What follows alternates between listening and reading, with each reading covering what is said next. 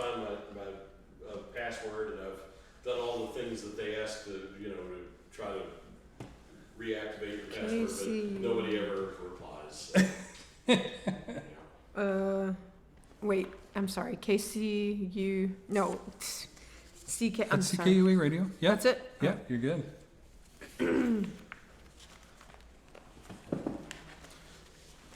She's so tall, it's like, to make sure that you're in I know, I spent all those years playing with Chris Jones. Well, I'll join a band where somebody's not quite as tall as that. And then you got Mo Canada. He's pretty short, isn't he? Is Mo Canada shorter? I haven't seen Mo Canada in forever. He was on your first CD. Very first CD. Yes, he was. Okay. And I have not seen him since college. So okay. I have you seen him? No. I've what, he released an album a couple of years ago. Oh, really? Yeah, I think so. Huh. I think so. I don't know. Did he? You videoed all that. Yeah, video. Videoing the video. Very meta. Okay.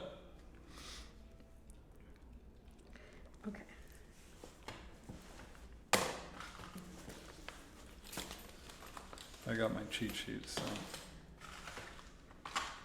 I used to be able to memorize it, but not anymore. Okay, we ready? Okay. Hi, I'm Darcy Whiteside with CKUA Bluegrass Hour. Here with me is Becky Buller. Becky grew up in a small farming community in Minnesota. She is a singer, a songwriter, a multi-instrumentalist, winning significant awards in all these categories. In addition to playing in symphonies as a teenager, she played bluegrass with her mom and dad in the band Prairie Grass. She would attend East Tennessee State University, took public relations, as well as taking courses in the bluegrass roots and old-time music studies. She would go on to play with Valerie Smith, Liberty Pike, before forming her own band, the Becky Buller Band. Her songs have been recorded by the Mark Newton Band, David Parmley and Continental Divide, the Grascals, Molly Tuttle, Ricky Skaggs, Rhonda Vincent, and many more. She's a teacher, Grammy Award winner, loving wife, caring mom, Christian, and bakes a mean chocolate chip cookie. Oh, thank you. Buller. Was there anything I missed there? Or did I... No, I think you. That sounded great. Thank you very much. Okay, so chocolate chip cookie. There's the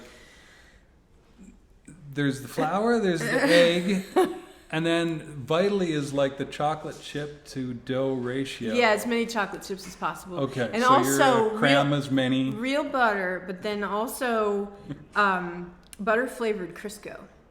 Okay. Yeah. Okay. Yeah, makes a difference. And that's your Aunt Susie's recipe? No, that's not my Aunt Susie's. That's actually my friend Lydia Bettis Helton. Okay. It's her recipe. Okay. Yes. Okay. Now, I have to address this. You were born this way. It is not your fault, but it can be a hindrance not only in bluegrass, but in the real world. But thanks to people like Red Allen, Red Smiley, and Red Rector, they've paved the way for people. Yes, I was like, where are you going with this? Was there pressure in the industry to change your name to Red Buller? No. No? Okay. No, although my dad's always called me Red. Yeah, and a few people along the way. Yeah, but no, Well, your dad he's Red Buller. Well, a few people called him Red? No. But my dad did have red hair. It's all murky, now. It's white now. My brother and I did that to him, I guess. Well, now I joke, but your red hair actually gave you a connection to Canada because we're up here in Edmonton, Alberta, Canada. Mm-hmm. Can you talk a little bit about your connection? You mean Anne of Green Gables? Yes, I love Anne of Green Gables. I love everything that Lucy Maud Montgomery ever wrote. I think I've read it. Everything, short stories and just whatnot. I did a paper on her in my first year of college, and I found out that the teacher I was doing the paper for, her daughter's name was Marilla. So major brownie points there. Yeah. And have you been to PEI? I have been to PEI. Okay. I keep bugging them at the festival over there, the Bluegrass Festival, like to get my band up there because I'd love to play. But I did get to go visit in 2011. Okay. And I was surprised at how small Green Gables was, but it was really cool to go through the house and see it, have a lobster roll. go across that massive bridge, to the island. And did you watch the TV series as well when it came out? Some. Okay. But you were a book. You were hardcore into the books. Yeah, hardcore into the books. I did watch the series with Megan Follows that was on, for us, it was on WonderWorks in the U.S. And then I got to watch a little bit of the Avonlea series, but we didn't have Disney Channel.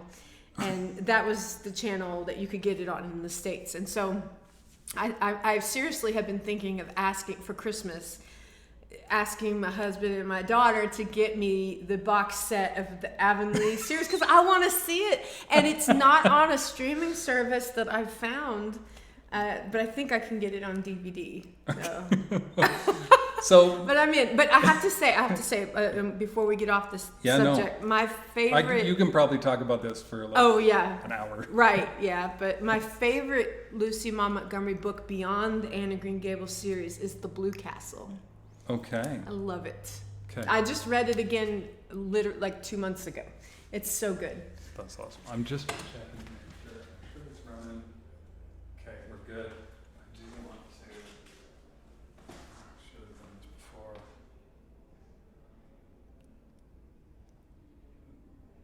Back up at least so I have audio if this thing doesn't work. I gotcha. Backups for the backups. Yes. Always. All right, there we go. Okay. Again, going into your youth a little bit, you played in the Mankato Youth Symphony. Is that? Mankato. Mankato Youth Symphony, the Minnesota All-State Orchestra. Yeah, you've got the way back You file. were a percussionist in the marching band. I was terrible. Absolutely terrible. Yeah. You played violin and fiddle. Mm-hmm. Did all of that help you think, in regards to your bluegrass world, kind of the concept of percussion, or is it just kind of... Yeah, definitely. All of it works together for good. It's all music. And so, the rhythm training in the percussion side of things. I was actually more of a voiced instruments player. We had some guys that were really great with the drums. And so I would be on the bells and the chimes and timpani. I did carry a bass drum one year in the marching band, and cymbals are heavy. Yeah. Well, tri-toms, I did that one time. Well, marching too, you're marching, and there's a lot of coordination that is involved in the marching concept. So And then I really feel blessed that I got to learn the note reading and then the technique from playing classical violin, and then of course the improvisational, the ear training that you get from playing bluegrass music. That really helped me. I was a music major when I first started school, college, and all of that really helped me with the theory classes, the bluegrass side of it. In addition to the classical side, it worked together. And I love that I have all that background because I feel like it gives me a great foundation to help students. I do not a whole lot of teaching, but I teach a couple days a week and do workshops throughout the year, and I'm able to kind of come at things from a couple different directions. And hopefully help folks. Now, Minnesota, especially, I feel like when you were growing up in the late 80s and early 90s, it not only had a big, significant cultural exposure to the world, but also like it had an incredible scene. Prince, of course, is from Twin Cities. I didn't know that till I got away from home. Oh my goodness. We didn't listen to that kind of music.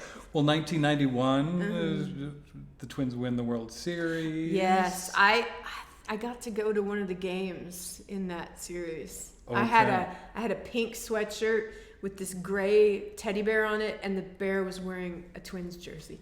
And the seventh game is like almost one of the best games. Yeah. All I remember is Kirby Puckett. Of course. I'm a music kid. I wasn't really into sports. So. But from the cultural side, I know that especially in the late 80s and early 90s, when everybody was stopping funding, Minnesota actually did a lot with funding. I mean, there was there's Guthrie Theater, of course, in Minneapolis. Yeah. There's tons and tons of choirs, tons of... Yeah. Did that make its way to St. James, or was that kind of more in the like Minneapolis, the Twin Cities? Probably the Twin Cities. Okay. Yeah. So it didn't St. feed James that is a much. sports town. We Okay. have music. We a wonderful choir director, Mr. Jochimson. I had great music teachers along the way. Just got to see Mrs. Munson, my middle school music teacher, just the other, a couple months ago. Got to see her at a show in Minnesota, and that was really sweet. And she really encouraged me with writing my own songs and things, and she'd get me to play them for the music class, and she'd call it a magical musical moment.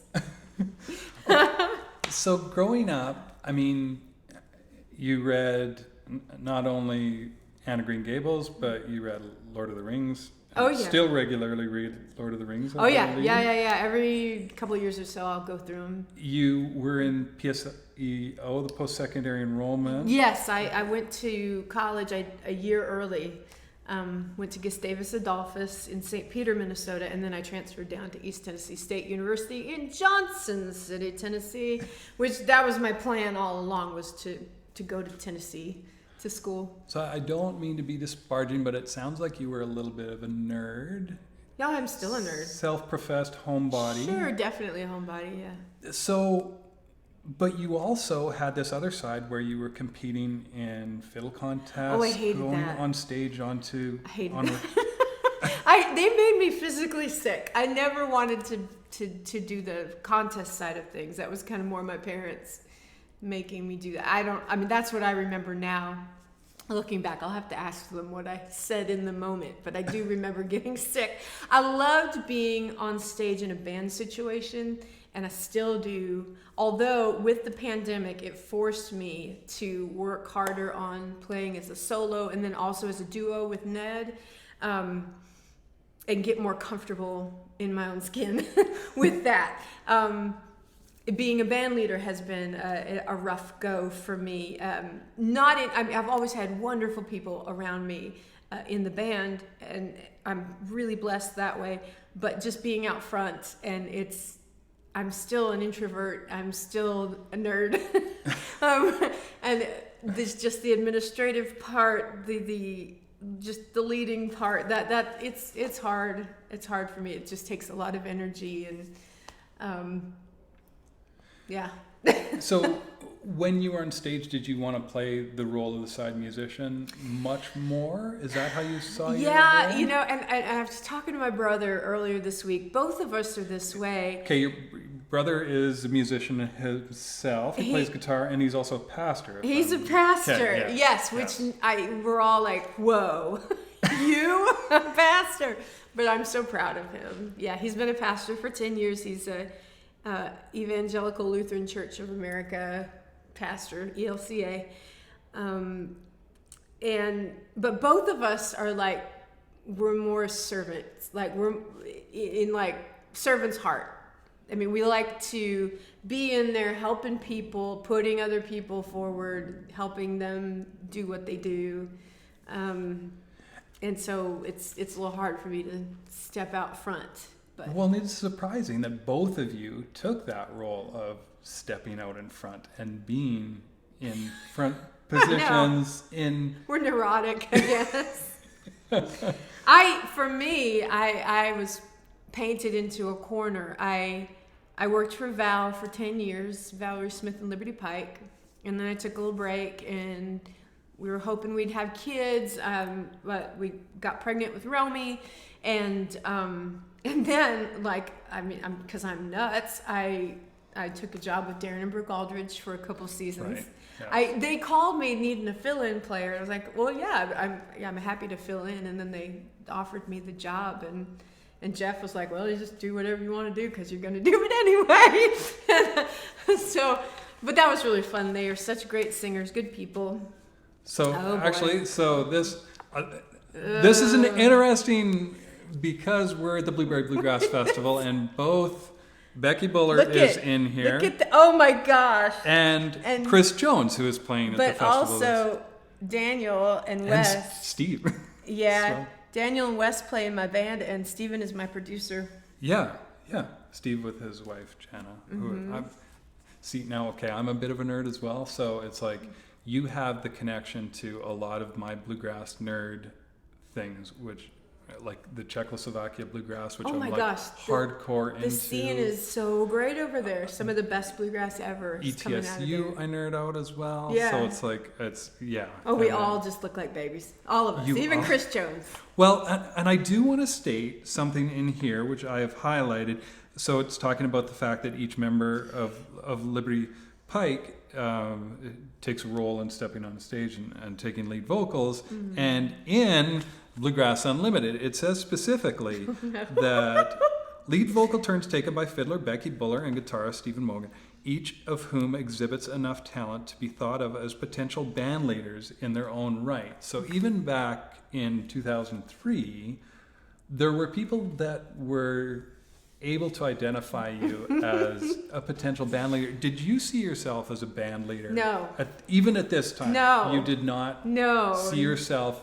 Because you had No. also produced a CD, a solo CD before this time. I had. As well. Yeah. But all of it, I feel like I've just kind of backed into everything. I'm just kind of bumbling along. And I didn't. People, there were people that got mad at me because I think they were just trying to get through to me that you could have your own band. You're not listening. I'm like, you don't understand. It would drive me crazy, and I just didn't think I could emotionally handle it. And also I didn't see where I would have funding or a team around me to do that. But when I did step out, like off the ledge, I literally felt like I was stepping off a ledge. It's just like kind of hold my nose and, everybody was there to help me. I just had to walk through that door. Yeah. But I was also a lot older and I don't know. I guess the timing wasn't right before. Did you feel like you were ready, or did you feel like someone needed to push you? No, I didn't. Or you would have never taken I it? probably. I didn't feel like I was ready. But I painted myself in a corner. Because I had done this record with Steven and Jana and Dark Shadow recording. It came out in 2014, and Romy started walking in 2014, and my husband was like, "Okay, you can't. You need to make your own schedule. You can't. This is not working." Yeah, because we just didn't have. We have a good support network, but we didn't have, like, my parents are in Minnesota. Jeff's parents have passed away, so we just didn't have grandparents that could be there to help us. Like, so I could be gone. I think it's even harder. It's hard when the dad's gone. I think it's even harder when the mama's gone. Right. And I couldn't take her with me. So all the time. I take her sometimes. Getting a little easier now that she's older. But I needed to create my own schedule, and I needed to be out there to sell the record. So it was like I had just totally painted myself in a corner, and I had to start a band. But I'm glad I did, and it was super terrifying for me, and I knew from watching Val and working in her office and stuff. She would tell me, "You need to know this because you're going to have your own band someday," which I really appreciate that she thought that way and was programming that into me. But I still saw how stressful it was to lead a bunch of people and get everybody where they've got to go, and and I just didn't think I was able to handle that. So now, another magazine,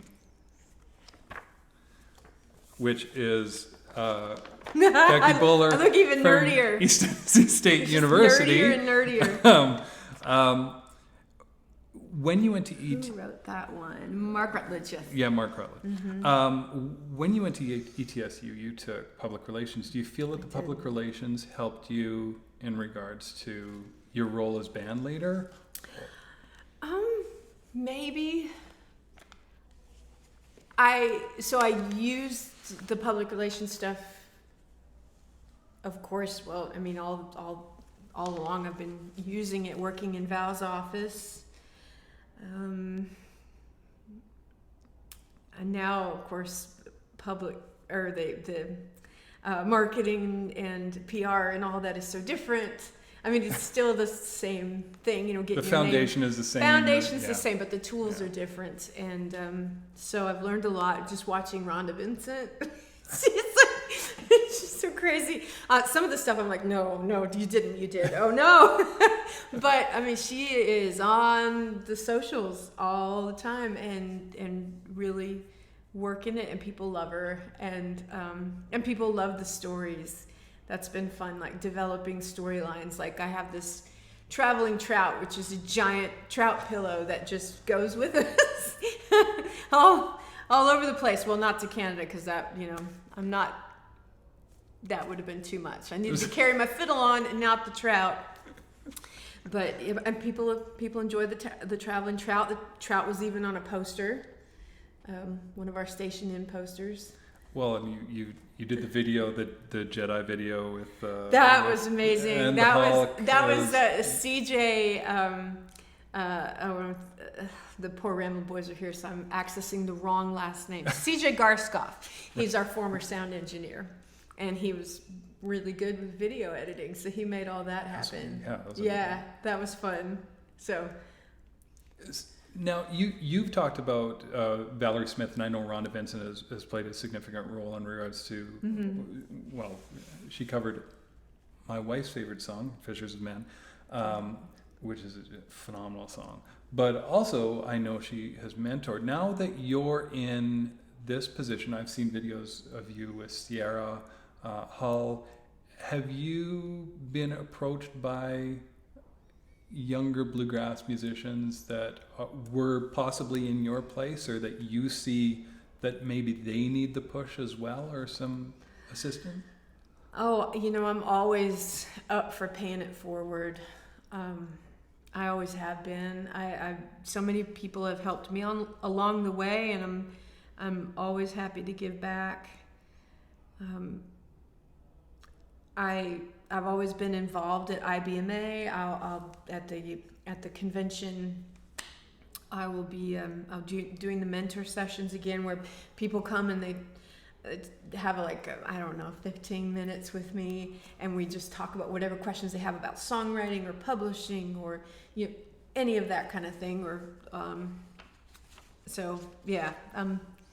I'm always open to help any way I can, and if I can't help, I'll try to connect them with somebody that can help them, because it's all about community.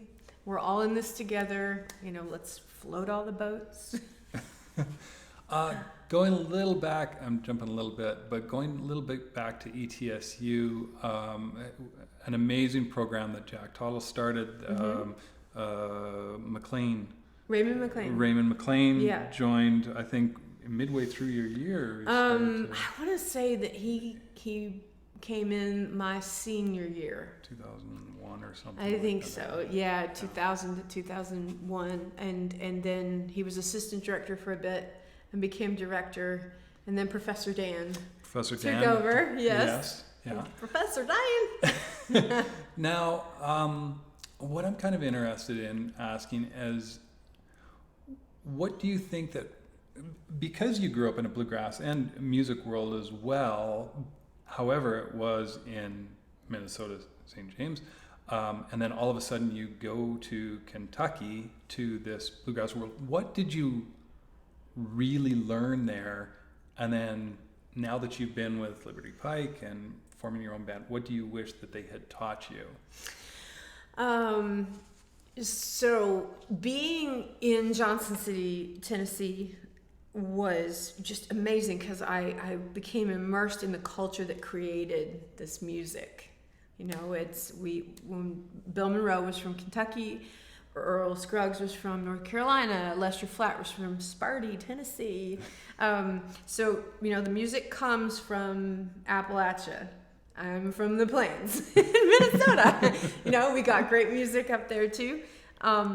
But just coming down and just learning about the culture, learning some of the dialect. I had never heard yonder used in a sentence in like normal conversation, or commode. We just didn't say commode back home. So anyway, it was just fun stuff like that, and finding my tribe. I didn't get plugged into the Minneapolis, St. Paul music community as a kid. It was 2 hours away from where I grew up, and my parents hated driving in the cities, and we just didn't get up there that much. So I do feel like I kind of missed out a little bit on that, because it was just, I know it's a great music community. Since I'm starting to really get to know the folks. Small people like Prince. Right, well, yeah, see, I didn't even know that Prince was from Minnesota. Yeah, at the time. But yeah, so just, learning the culture that the music came from. Being in the heart of it, there was so much music around. There were jams somewhere every night of the week, and I don't know how I kept my grades up, because I went and did that. I got involved in Appalachian Trail, a really great group that's still going.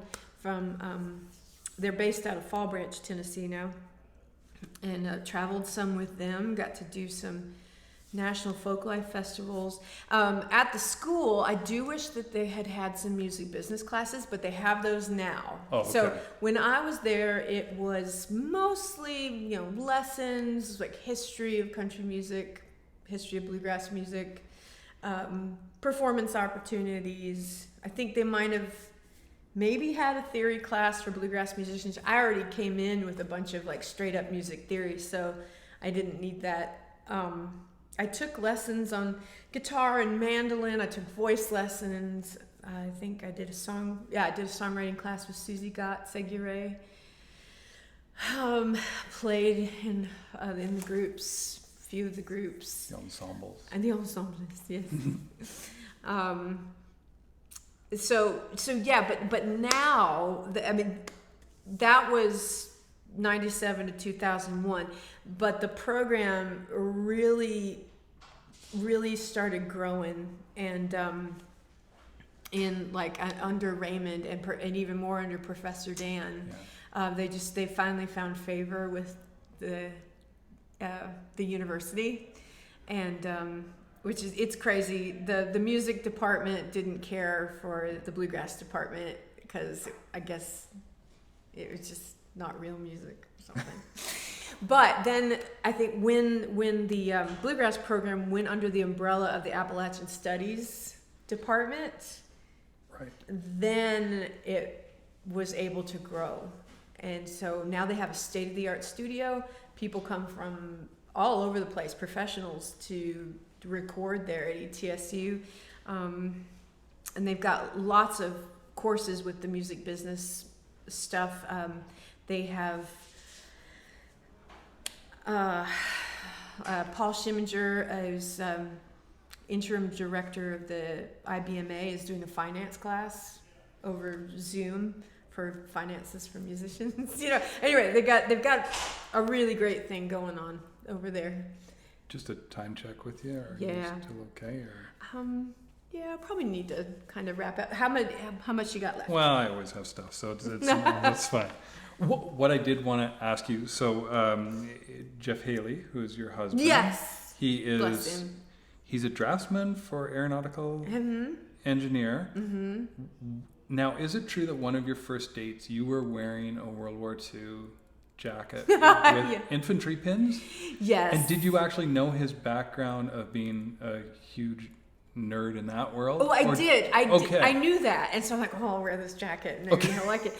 And but then he was like, you kind of need to take those pins off because that's stolen valor. And I was like, didn't know about stolen valor. I'm really sorry. And we took them off, and then he felt bad about it. But I still have the pins, but yeah, I got the jacket at a thrift store in Mountain Lake, Minnesota, when I was in high school. Now, I think I still have it. Yeah. Now, your husband reached an accolade before you that you just recently was able to reach. Yes, and I'm so proud of him. He got to play on the Grand Ole Opry in the 1990s with a group called the Big Creek Band from Manchester, Tennessee. And in 2001, September 3rd of 2001, my band got to debut on the Grand Ole Opry. So, and we are about to play for the 5th time on the Opry on August 24th. Okay. Mm-hmm. Okay. One last question, because I have to ask this question because it's just so. You were playing with the Daughters of Bluegrass. First Ladies of Bluegrass. Yeah, there's both. I've played with both. Yeah. Okay, so Daughters of Bluegrass was Miss Dixie Hall's. That was her baby. Yes. Yeah. And then the First Ladies of Bluegrass are all the first women who have received instrument or so it was you, Molly Tuttle on guitar, Sierra Hull on mandolin, Missy Raines on upright bass, and Allison Brown was the very first woman to win in the instrumental categories at the IBMA Awards. And you got to be on stage with Brandi Carlile, Sheryl Crow, Judy Collins, and Dolly Parton. Yeah, Linda Perry was there too. So let's see, Amanda Shires. From this. Oh, Jewel, we got to do something. Jewel was on another thing. So from this to going to that school. to having Dolly Parton hug your daughter on stage. So just Dolly Parton hugged my baby. So, Romy's like, Mama, her rhinestone scratched me. But what was that experience? Like, was it surreal? Or completely surreal. Kermit the Frog was there too. Oh my! He was there the next day. And I was like, what's Kermit? I love the Muppets. It was completely, very mind-blowing experience. It was amazing. That's amazing. Now, of course, you have a band. You are a wife. Many of your bandmates have full-time jobs as well. So it's a balance of trying to find time and coordinate. And I know it gets crazy and a little bit of a roster changes every now and again. Yeah. So Daniel Harden is coming up on 20 years working at Jack Daniels. He's our bass player. We call him the Hulk. And Wesley is playing mandolin with us. He works at Springer Mountain Farms Chicken in Gainesville, Georgia. So those two guys have the day jobs, and they have fairly generous vacation time, but still it can get really tricky. And so I'll book something, and hopefully I will ask the band, like, okay, who can do this? Can we take this? I really want to take this. And if one, like Daniel is the one that has the most, because he's got 3 kids and they're all in sports, and it gets really tricky. So we have our list of bass players that we call to come and play with us. And Jacob Grootman joined us on guitar. He's phenomenal. He joined us in January from Front Country. But when he joined, we already knew that he was going to be doing a little tour in Ireland with his wife, Melody Walker, and then his sister was getting married. So both of those were happening in the summer, so we had to get some fill-ins there. But Professor Dan came back and played guitar with us. Rick Ferris came and played guitar with us. So Jake Eddy played guitar. Jake Eddy played with us for a couple years. Yeah. But I've come to view it as, I have a lot of friends and I get this opportunity. I play most of the time with these friends, but every so often I get to play with another friend and it's fun. So what does Becky Buller have in the future and the Becky Buller Band? We have a couple recordings coming up. We had a pop-up album that it was kind of a surprise thing. So you'll be hearing more about that. We're going to be recording that live in September. And then I'm working on a covers record. We've already released 2 singles for that. Mill Worker, James Taylor song. Yeah. And then A Wall Around Your Heart, which is a duo with Jim Lauderdale, and it's a Reno and Smiley song. That is amazing. Becky Buller, thank you so much for joining me on the you, CKUA Darcy. Bluegrass I appreciate Hour you having and me. for your time. And Thanks I know for keeping bluegrass on the air. Well, thank you for playing bluegrass, so I have something to put Yeah. on the air. Yeah. Okay, thanks, and I'd better let you go. All right. Yes, I better go. Okay, thank you And so Ned got all much. pretty, so maybe I should get all pretty too. Yeah. All right. Again, thank you so much for doing Of it. I course. know Thank you've you. had a Thank you for crazy waiting. day. I'm so sorry I Oh, kept you waiting. no, not at all. You I should have. was, I was like, okay, can I do this if I just drink some water? No. No, you need it.